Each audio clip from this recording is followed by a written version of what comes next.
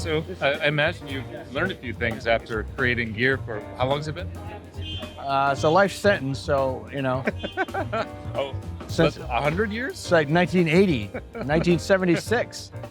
Whoa, how many years is that? I can't That's count. in dog years, it's about 10,000. It's as many as it takes, apparently. It is.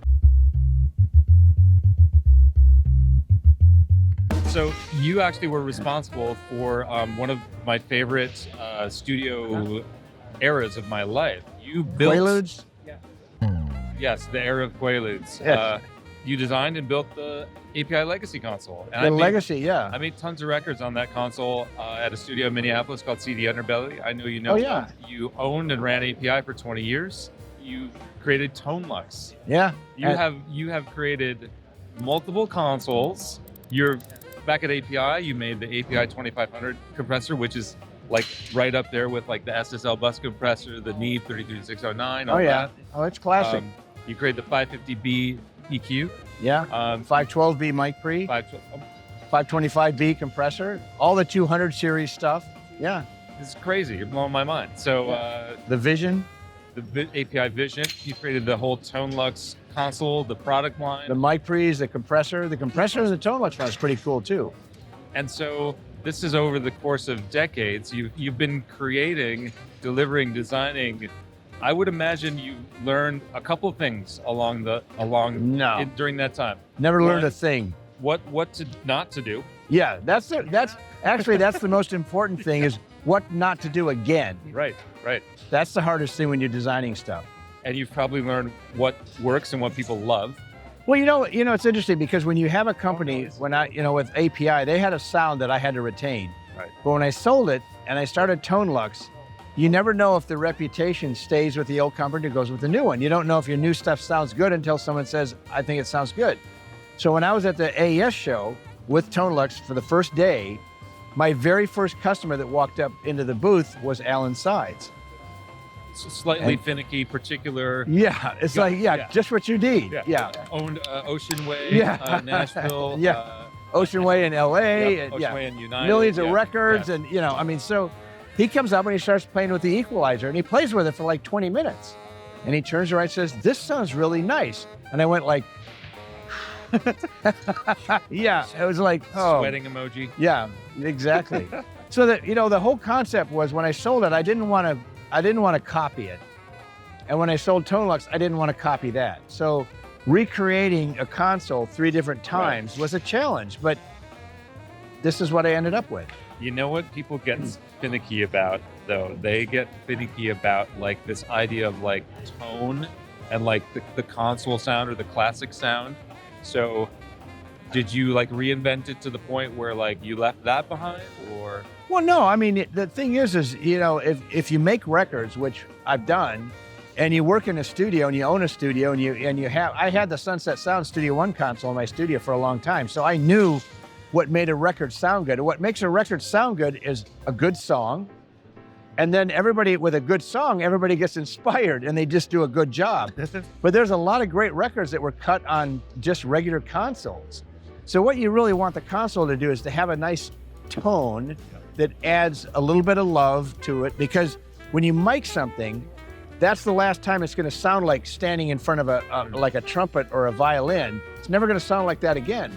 So the mic, the preamp, the EQ, and the compressor and all that stuff has to replace that reality with something that adds to it. So your brain says, it sounds the same. Okay. And you go, no, it doesn't. Okay. But it thinks it does. And you gel all that, okay? And you end up with a nice sound. Regardless of the actual tones that you have, the harmonics or whatever, as long as you have nice harmonics, your stuff isn't getting in the way, it's smooth, it's sweet, and it's inspiring. The main thing is not to make it get in the way, because when it gets in the way, it starts slowing things down, and then it's like the artist loses their focus, and it's like what you were talking about with the Memors, is if you interrupt that flow, you're not going to have that thing anymore. So once that thing starts, you've got to be able to capture it fast. So you got to have, everything has to be in the right place. Everything has to sound right. You can't hit something and go, oh, what did you just do? You got to make sure you don't do that. And that's the secret to designing good products. What is it about the console that embodies all that flow? What about the console makes that flow possible? I think to really do that, you have to make records. You have to do that. And then you know what kills you. You know, I call it a groove buster.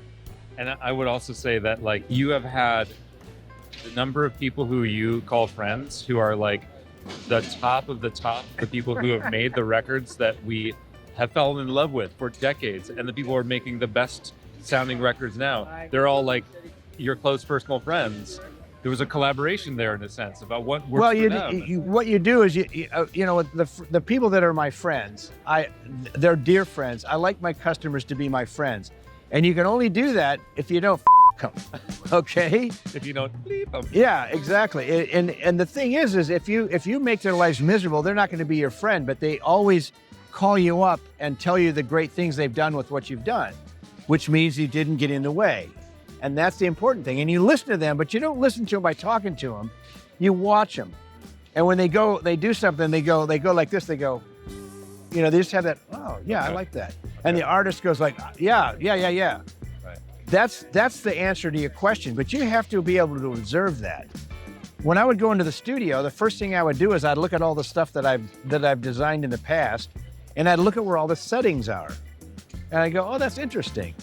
And so in the early days when I would design a product, I would design it so if all the knobs were at noon, that it had a nice setting, it had a nice starting point. Because when you give somebody a new piece of equipment, first thing they do is put all the knobs in the middle and they try it.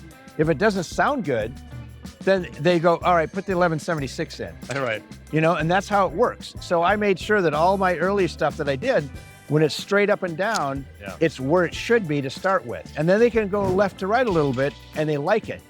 And so I do that with the filters, I do that with everything. It's set up so in the middle it works. And it doesn't like jump if you turn it. It gradually does things because they don't have time to mess around with this stuff. There's a lot of money at stake with this, you know. Well, nowadays not so much, but you know. What are some of just like the basic elements, like under the hood a little bit, that make a console sound great? Well, you gotta make sure you have phase coherence so things aren't like really out of whack, okay? Everything has to be consistent across the console because the impact of the drums has a lot to do with the feel of everything. And if that's all messed up, you're gonna have kind of a mushy sound. So you don't want a cloudy sound, you want nice inline impact, all right? And then the equalization, you gotta be able to do subtle things, you gotta be able to lift things, but you also gotta be able to cut out little things. Right, solve problems. Yes, you solve problems. You can only do so much with an equalizer. At some point, you gotta tell the drummer, you gotta fix your drums. There it goes. At some point, we gotta ask the AES people to turn the power back on. 24-hour, oh, you have to ask for 24-hour power. Well, should we call this To Be Continued? Yeah, I think so. So this console is called To Be Continued, and this console actually has a name. This console is the Wolff ST. ST, does it stand for anything? Stereo. Yeah, I've heard of that. That's right. It's all the rage. That's right. It's all the rage. Yeah, exactly. So we'll in future discussions, we'll dive in more to this, like what makes it tick. We'll talk about some of the components, like the 500 series integration. I want to know more about, I know that this console can sound amazing in more than just one way, like the way that you've designed the summing. I also we'll get more into the fact that this console can come in lots of configurations. You can do, was it 16 channel, right? You can do a 16 channel. Well, when you buy the console and you pick the rake of it can be anything you want. Right. And when you buy that, we give you extra side pieces. So if you want to expand, you don't have to have a custom piece of metal made. Right. You just buy the parts and expand. Yeah. Let's end on this. Like, part of your recent evolution is you formed a new company. Wolff Audio it's a new brand from two guys who together have been like making a lifetime worth of audio products, both in the hardware domain and I'm surrounded by people that are a lot smarter than me, so that really helps. And I've seen some of the engineering team around here, and it's pretty incredible what goes into these things. I don't know, like probably a few hundred years of experience besides the 40 years of yours that we talked about, which come together to make Wolff Audio. You guys have new headquarters in Santa Barbara. You can make anything you want in-house. You guys can like experiment and iterate almost like software. Like we got laser cutters, we got all kinds of stuff. Yeah, you got big stampers bigger than Elon. That's right. No, we can do all that and we can experiment with stuff, but I've got people around me that I was never much of a digital guy. We got people around me now that can do digitally controlled analog, and That's great. We'll talk about how this console and everything that Wolff is making is designed not just for now, but it's designed for the future, both in terms of longevity and in terms of the capabilities. we'll call that that it'll be able it's to do. designed for after now. The after now. Yes. Are you coming to the after now? Wolff Audio for the after now. Yes. That's perfect we place to cut. just come up with something. Well, great show. I think that's the first time we've ever shaken hands in such a formal way. Shaking hands would be this. Thank you. It That's feels a good. shaking Now hand. do this one. Yeah, this is a Nothing shaking without a hand. balance. Yeah, That's perfect. nah, that's right. Great show, Paul. And Paul.